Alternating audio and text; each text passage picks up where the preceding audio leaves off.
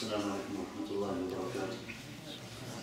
بسم الله الرحمن الرحيم. الحمد لله رب العالمين، والصلاة والسلام على أشرف الأنبياء والمرسلين نبينا محمد وعلى آله وصحبه أجمعين. رب اشرح لي صدري ويسر لي أمري واحلل عقدة من لساني يفقهوا قولي.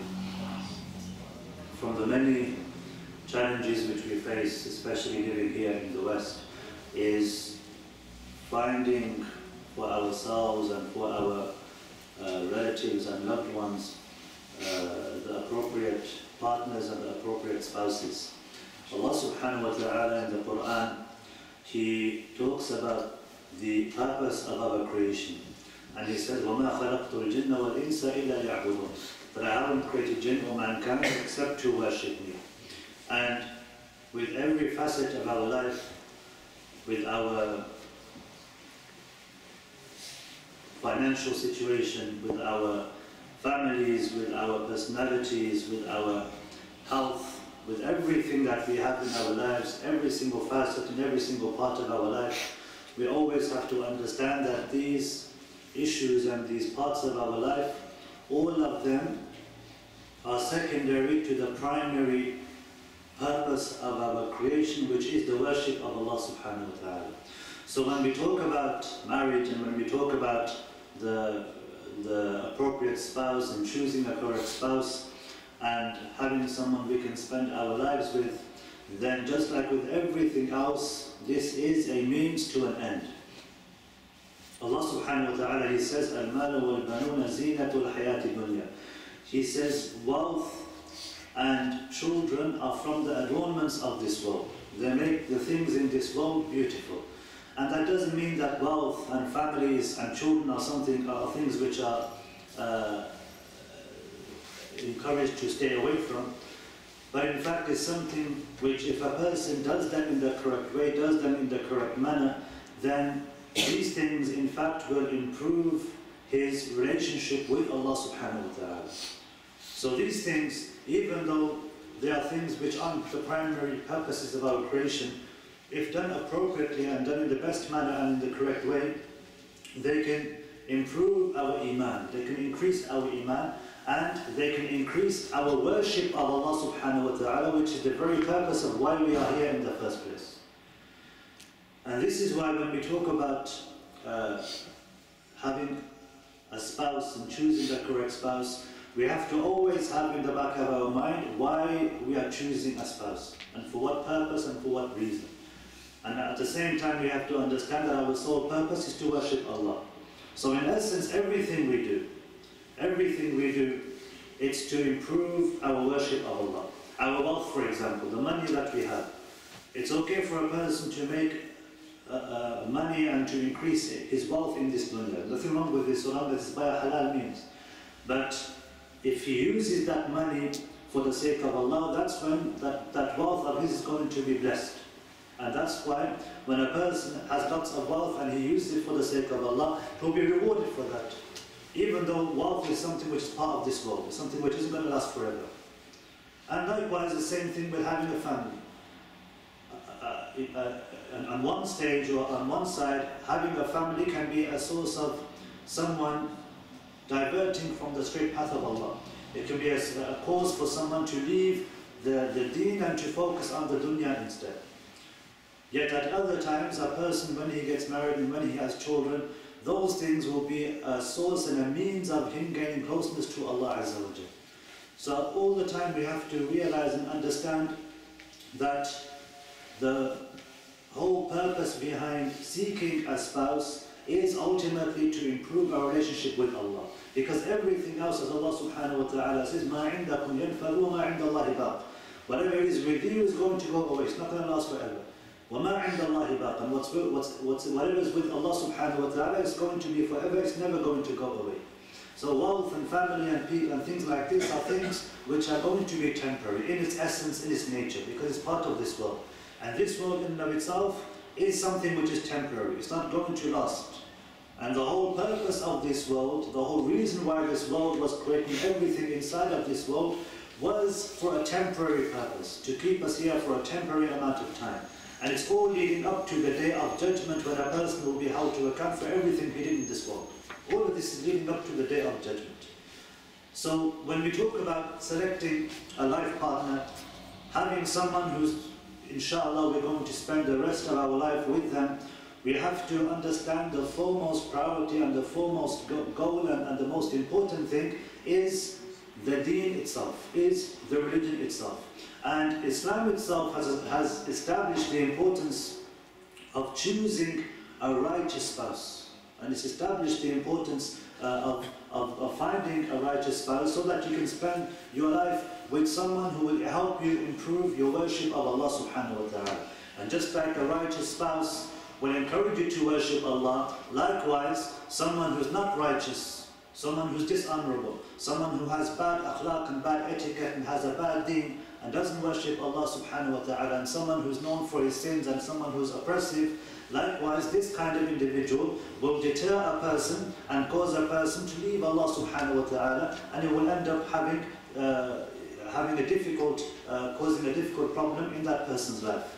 So Islam in and of itself encourages people to marry righteous individuals. The Messenger of Allah alayhi salatu wasalam, he mentions certain factors and certain things which a person should look for when he is looking for a spouse.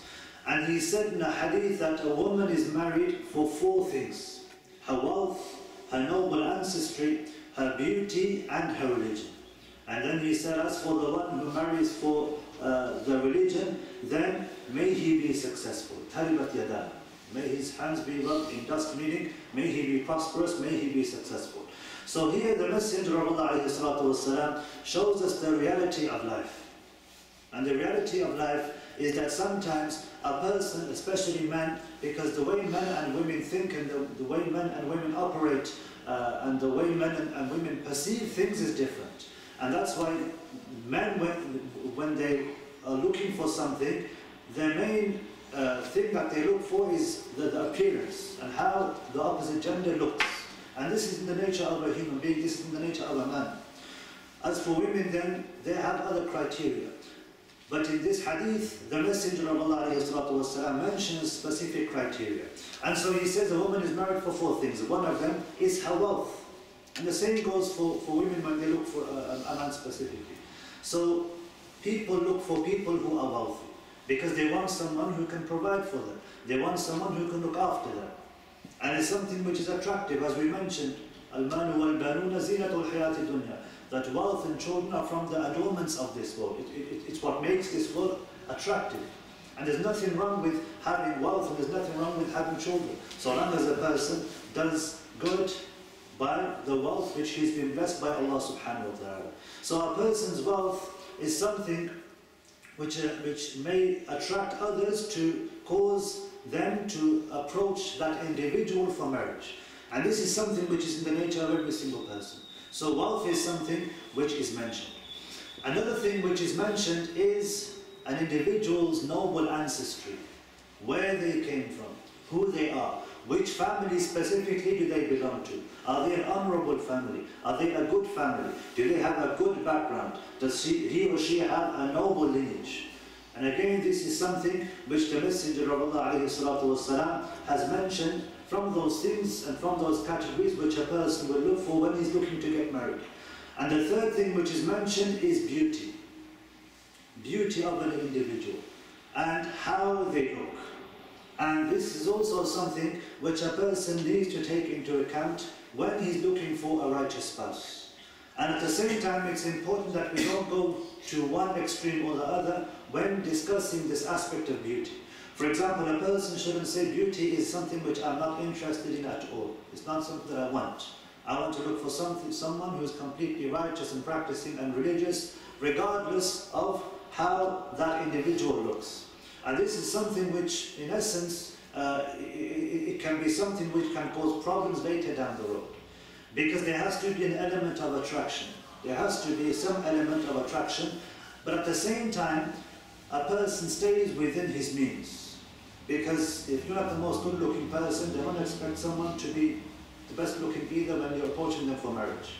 So a person has to make sure that he's within his limits and within his means when he's looking for a righteous spouse.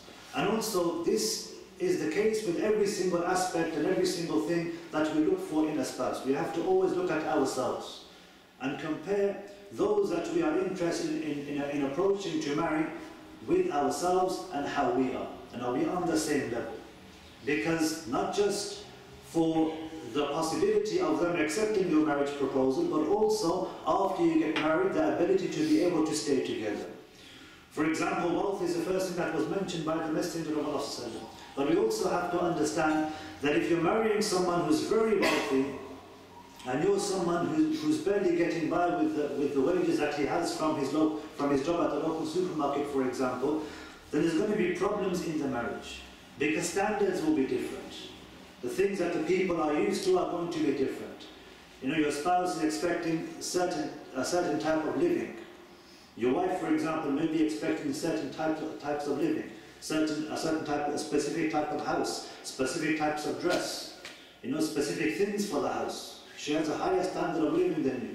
And so when you end up marrying them, you can't support them.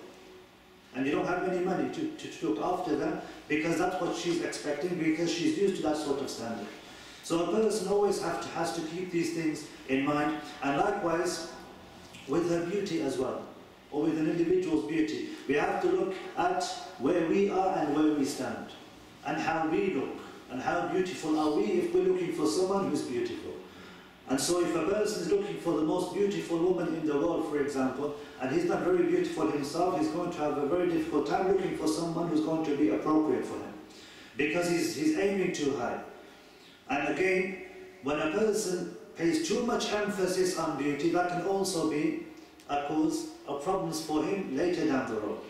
Because it may be he's looking for a specific type of person, with specific looks, a certain type of hair color or eye color, a certain height, a certain shape, a certain weight, whatever it may be. And he's looking for a specific criteria. And when he's looking and looking and looking and he can't find it, he's basically wasting his own time, and he's looking for someone or something which is never ever going to come except maybe in Jannah. And so he's never going to end up getting married. And he's going to make the situation worse. And also, the things that we see around us, the things that we see around us on television, on the internet, on billboards, in magazines, these things also don't help our idea of so long as the people we're talking about, we are people who are righteous and we are people who are practicing people, when we see these types of things, we think that we have this false understanding that this is how women are and this is how women look. Even though what we see, for example, in magazines and everywhere else, they're all photoshopped. They're not even real themselves. And so when we have this false perception of how they're supposed to look, we're never going to be satisfied even once we get married. And so it's very important for a person to understand that looking for someone that maybe you've perceived to be a certain way in your mind may never actually come about except in paradise. And you have to have this in your mind, because this may cause issues for you, first of all, finding someone, or once you get married, it may be a means of you being dissatisfied and unhappy once you become married. So when a person thinks about it, when a person looks, he has to always have a middle path in these types of issues and in these types of things that he's looking for when he's looking to get married to someone. Also, the Messenger of Allah ﷺ here, he talked about religion. So the fourth thing he mentioned was religion itself. And so he said, make sure you get married or marry the religious woman, may you be successful. Signifying that the best thing that a person can look for, and the most important thing that a person should look for, is someone whose religion is on point and someone whose religion is good. Why is this the most important thing? Because it's what we mentioned before. The fact that our whole purpose of creation is to worship Allah subhanahu wa ta'ala. And so that should be the most important thing. And again, when we talk about money and we talk about wealth, that's something which will come and go. Money is going to come and go. And the husband you may marry may be someone who's very wealthy. But then after a period of time, a year goes by, 5 years go by, maybe he's not as wealthy as he used to be. And so now you're stuck with him for the rest of your life. You know, because you expect him to have lots of money. So wealth is something which increases and decreases. It's not something that a person should solely look at that only when he's looking to get married. And likewise, beauty, brothers and sisters. Beauty, again, is something which is temporary. It's not going to last forever. It's not something that's going to last forever. It's something which is going to last for maybe 5 years, 3 years, 1 year. You know, maybe more if you're lucky, if you're blessed. So again, this type of thing, if a person is looking for it, it's not something which is going to last forever. And so when you make this your priority, and this is the main thing you're looking for, and then you get married after a year or after 2 years or after 5 years, basically you're not going to be happy, you're not going to be satisfied, because the criteria that you had were criteria which weren't prioritized correctly. You weren't looking for the most important thing at the top. It was things which were immaterial, they were materialistic things, things which basically don't really matter at the end of the day. So again, with regards to beauty, it's something which is temporary, it's something which is going to come and go. And we see this in society itself. You know, we see this in society itself. Glamour models and you know, other people, you know, they were attractive and people would seek them and look for them, and they'll be famous 10, maybe 15, 20 years ago. But now nobody talks about them anymore. You know, it's like every single year, or every 5 years or 10 years, there's new people that people are attracted to. And this is the case in the West. You know, women, there's new actresses or singers or so on and so forth who become famous. After a few years, it's somebody else. And those people are forgotten. People are always looking for something new. They're always looking for the newest models. And this is the case. This is the reality of life.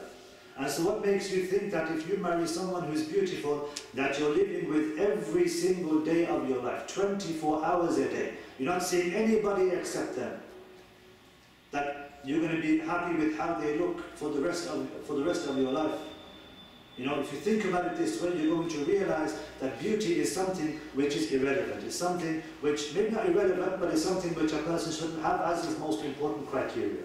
So a person has to be balanced, he has to look at everything, and at the same time we don't say that it's something which isn't important at all.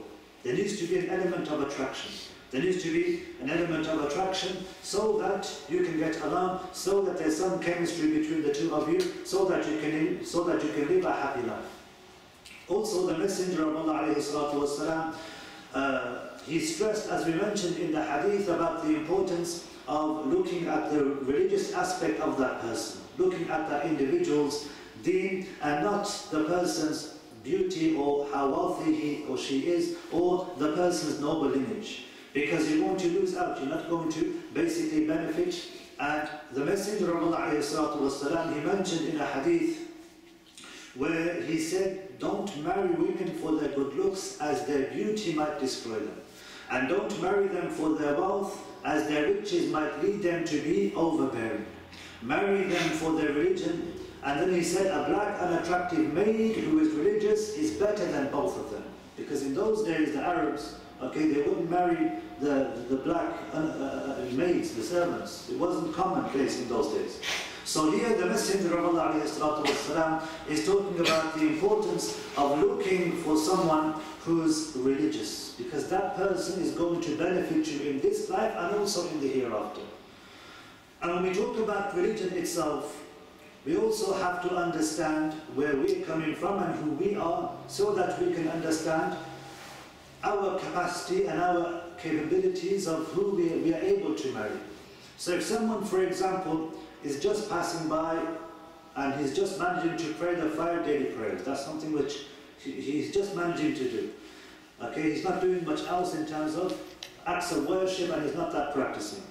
And this person, for example, is looking for a woman who's a hafiz of the Quran, and she's the best teacher, and she's memorized a hadith, and she's done so much good, and she's such a practicing woman.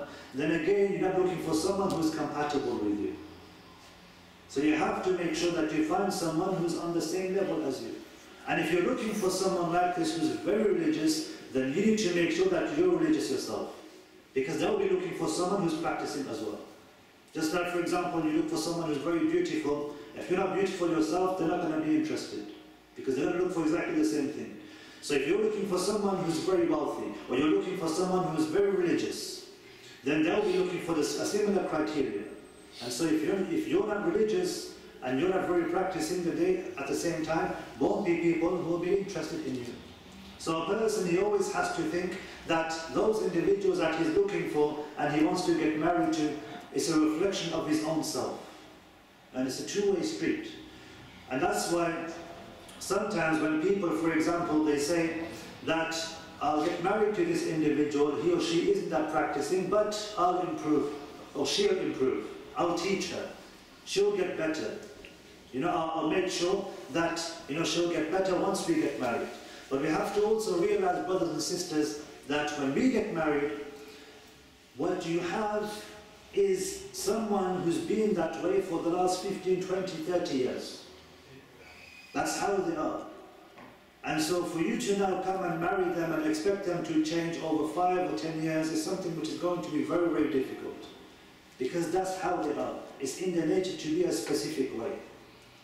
And also, when you talk about how you're going to change them, if you're marrying a woman and this woman is going to be the mother of your children, then she's going to be influencing the whole house, including you. And this is the nature of life. This is the nature of families. That's why you're more influenced by your mothers than you are by your fathers yourself. It's not your fathers who educated you as much as your mothers did. It's your mothers who educated you, it's your mothers who raised you, it's your mothers who fed you and clothed you and taught you whatever you knew. And this is why it's encouraged for a person to marry a Muslim, even though it's allowed to marry someone who's from the period of the book. Because she is the one who's going to be the one who's going to look after the house itself. And so to say that you're going to marry someone that you'll basically improve her and she'll get better and you'll teach her and she'll become stronger once you get married. She wasn't like that before marriage. What makes you think she's going to be like that after you get married? It's not going to work. That's not how it works. So a person always has to realize that whoever he or she is going to marry, she should be or he should be the person you want from the beginning. That's why, for example, when we go to a shop, we don't buy a shirt which is damaged or a torn shirt. And we don't say, I'll buy the shirt, I'll improve it when I get home. I'll make it better when I get home. You buy something which is already in the best condition possible. That's how you buy it, exactly how it is. Because you want to feel comfortable once you buy it and once you wear it.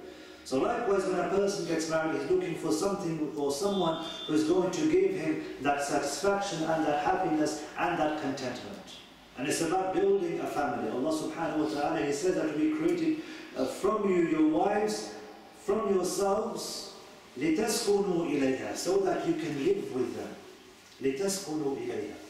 And so the whole purpose of a person who gets married is so that they can live with one another. And when you live with one another, you're influenced by one another. So the way they behave and the way they speak and the things that they do, you're going to be influenced by them. And most of the time it's the man who's influenced by the woman, not the other way around. And this is from my own personal experience, that a person, generally speaking, because she's at home most of the time, and she's raising the children, she's educating them, she's the teacher, she's in charge of the house. That's something you also need to remember. Brothers, it's the wife who's in charge of the house, not you. You've got no control now. Once you get married, whatever she says goes. So you have to realize and remember this, especially when you get married, that she is the one who's basically going to be calling the shots in the home. And you have to make sure that you marry someone who's going to be someone who's practicing and also have good etiquette and good akhlaq and good manners, so that you can have a peaceful living with her and with your family. Also, Islam itself shows us throughout history the importance of seeking and looking for righteous spouses. And spouses who were practicing and spouses who had good akhlaq and who had good manners. Umar radiallahu anh, there's a famous story of Umar radiallahu anh, who was very impressed by the daughter of a woman who used to sell milk. And this daughter, he overheard her talking to her mother, and her mother was basically encouraging her to mix water with the milk. She said, we don't have that much milk, and we need to sell this milk so that we can make a living. And so let's mix the milk with the water so we can sell more milk and make more money. And so the daughter basically rejected and refused. And she said, this is something which isn't allowed. And we shouldn't do this. And the mother said, it's okay, no one's looking, no one knows what we're doing. The Amir Umar ibn Khattab isn't here, he's not around, even though he was listening. And so she said, it's okay, it's fine. And so the daughter said, maybe Amir Mu'minin isn't listening. And maybe he doesn't know. But Allah subhanahu wa ta'ala himself knows. Umar radiallahu anhu, when he heard this, he became happy because he was impressed by the righteousness of this woman, of this young woman. And so he wanted someone to marry this woman. And he himself wanted to marry her himself. But because of his old age and because of the fact that he was weak and wasn't able to look after her and cater for her as is the duty of a Muslim man, he wasn't able to. And so he basically asked one of his sons to end up marrying her. And as a result of this, the individual who eventually married her, the offspring of that woman became the leader of the Muslims in the future, who was Umar ibn Abdul Aziz, rahimahullah. And so you see the importance of marrying someone who's righteous. Because one of the criteria, or one of the reasons why a person should also get married, as we can see from this story, is that if you marry someone who's righteous, then you'll have righteous offspring. You'll have good offspring. And those people who have good offspring, those children that they have, when you pass away, when their parents pass away, they'll make dua for them. And they'll do good deeds on the behalf of their parents. So you will benefit even after you've passed away. And so beauty and wealth in this case may not be the deciding factor.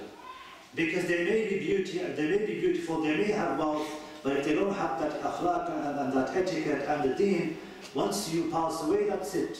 They're not interested anymore in you, and they're not interested in doing any good deeds specifically for you. So this particular characteristic of having someone who's righteous is something which Islam also encourages. The Messenger of Allah ﷺ, he said to his companions, would you like me to tell you the best treasure a man could have? And he said, she is a righteous woman, someone who's righteous, who pleases him when he looks at her, preserves his honor when he's away from her, and acts in accordance with what he asks of her. So this is basically the essence of what an individual should look for when a man is looking for a specific woman, and specific characteristics of that individual, of that woman that he intends to marry. Also, another criteria is morals, the morals of that person. It's said that Luqman alayhi salam, whose story is mentioned in the Quran, he advised his son. And it said that he said to his son, seek refuge in Allah from an immoral woman, from a woman who isn't righteous, as she would age you before your time. She'll make you become old before you're actually old. She'll give you grey hair. And he said, oh my son, ask Allah subhanahu wa ta'ala to protect you from the evil women and to grant you the best of them. Endeavor to find a righteous woman so you can be happy in your life. So when an individual is looking for someone who's got good akhlaq and good manners, then it brings about sakina and it brings about tranquility in the household itself. And this is something which each and every single one of us is looking for in our lives. When a person looks for peace and tranquility and is looking for happiness in his life, he wants someone who's going to have good akhlaq, he wants someone who's going to have good manners. And another thing we should remember with regards to marriage is you're never going to find your perfect partner, your perfect spouse. And there's always going to be disagreements with your spouse. There's always going to be disagreements. There's going to be things which you may like, which she doesn't like, and she may like things and you don't like them. And this is the nature of human beings. Because even with your own family members, there's things which you agree with your parents with, or your brothers and sisters with, or other people with, and there's things which you don't agree with them on. And that's the nature of human beings. Even your closest friends, those people who are closest to you, your best friends, your best friends, your closest friends, there's going to be times when you have arguments. There's going to be times when you have disagreements with them. And this is the nature of a human being. You're going to have disagreements even with the people who are most beloved to you. You're not going to agree with every single thing. You're going to have different tastes. So likewise with your spouse, you're going to have different tastes. And another thing which is important when choosing a spouse is knowing and understanding the hadith of the Messenger of Allah alayhi salatu wasalam, when he said, marry those individuals who, or actually before this, he mentioned in a hadith about the importance of marrying women who are virgin women. There's a hadith which mentions that the Messenger of Allah alayhi salatu wasalam asked Jabir ibn Abdullah radiallahu anhu when he told him that he had married someone who wasn't a virgin. And so he said to Jabir radiallahu anhu, why don't you marry a virgin who تُلَاعِبُكَ وَتُلَاعِبُهَا? You would play with her and she would play with you. Meaning you would enjoy one another's company and you would have enjoyment together. And so the Jabir radiallahu anhu, he explained that he had many sisters who needed to be looked after because his parents had passed away, and so he married someone who was older and married someone who wasn't a virgin. So this hadith in and of itself shows us the importance of marrying someone who's a virgin, but at the same time it also shows us the importance of looking at one's circumstances and looking at the circumstances of his family, of his situation, of society itself, of the community. And sometimes it may be the case that an individual who isn't a virgin, an individual who has been married before, a divorcee, sometimes it may be that that person is better. Even though there's a stigma in society today. If someone's divorced, that's it. You know, it's like, check her off the list. You know, we're not going to even include her. Even though she may be the best person you could marry, or he may be the best person you can marry. And in fact, sometimes it may be better because they already have experience. And now that they've made that initial mistake, now they know what they're looking for. They've made that mistake and they're not going to make that mistake again. So sometimes those people who have been through it already, they already know what they're looking for and they learn from their mistakes. They've learned their lesson. And so they're more specific and they're more wary and they're more experienced with regards to what they're looking for. Also, the Messenger of Allah ﷺ talked about another criteria which is important for a person to take into account, and this is the importance of marrying someone who is able to produce children, whether it's the man or whether it's the woman. The Messenger of Allah ﷺ, he said, marry affectionate and fertile women, as I will be proud of your great number among the prophets on the day of judgment. So this is also one of the criteria which the Messenger of Allah ﷺ mentioned. Because the whole purpose of marriage is in Islam to procreate and to have children. And there's many benefits of this. First of all is the fact that they will live after you and they will be able to make dua for you and ask Allah to forgive you and do good deeds on your behalf. So there's an element of benefit. Also, whatever you teach them and whatever you do for them, inshallah, that will be an act of sadaqah jariyah after you pass away. And so you benefit in that regard.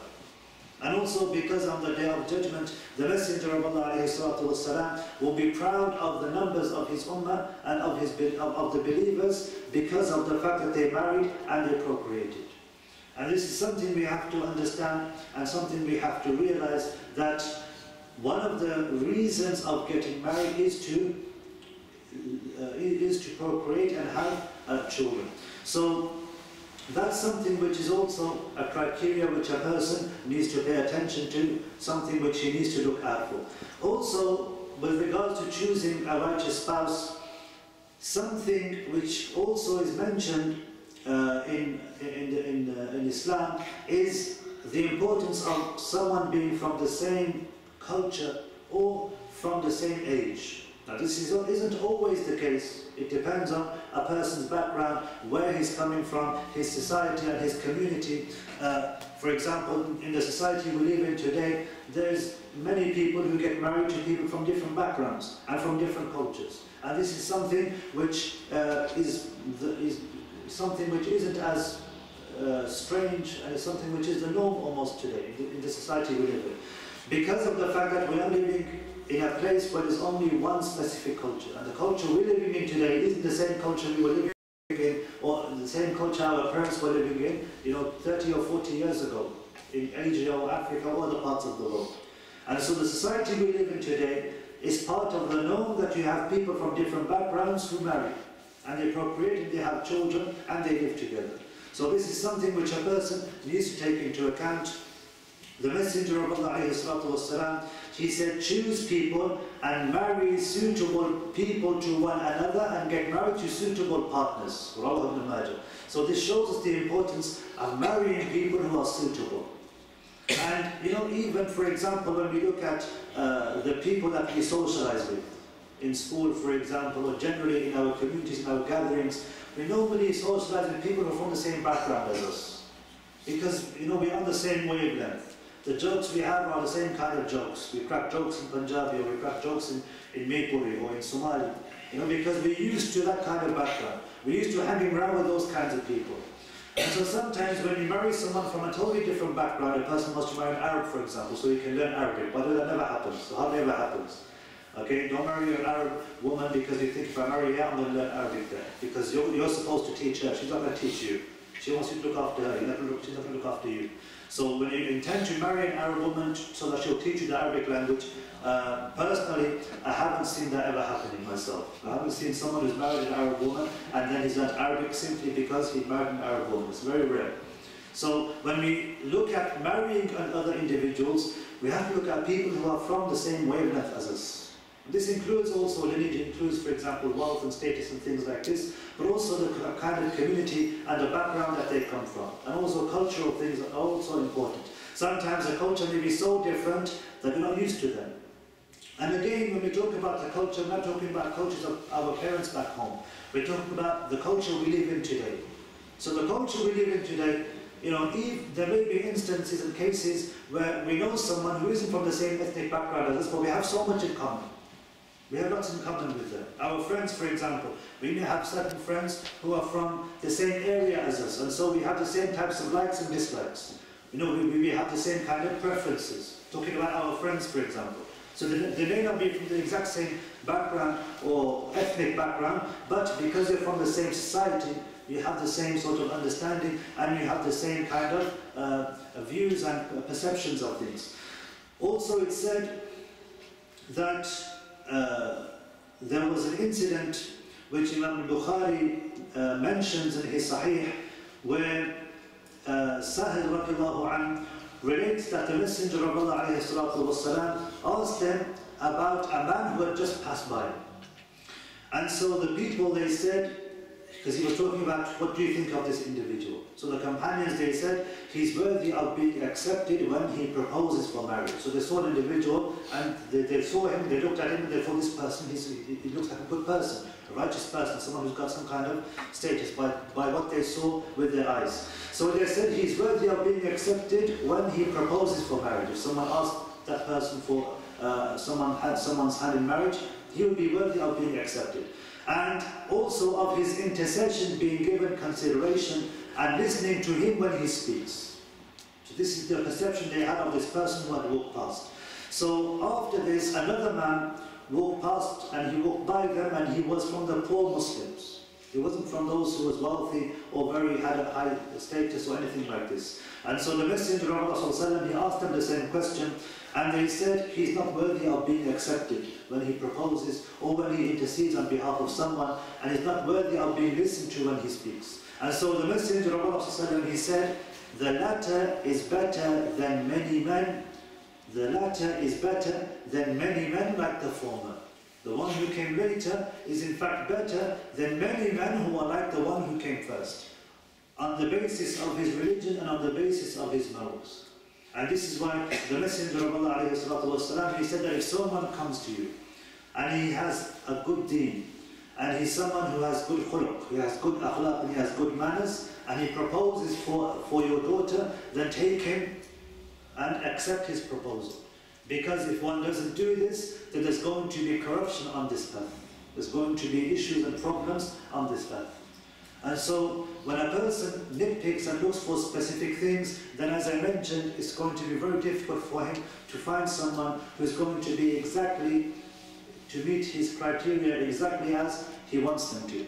So these things that I mentioned are things which a person should think about when looking for a person in marriage.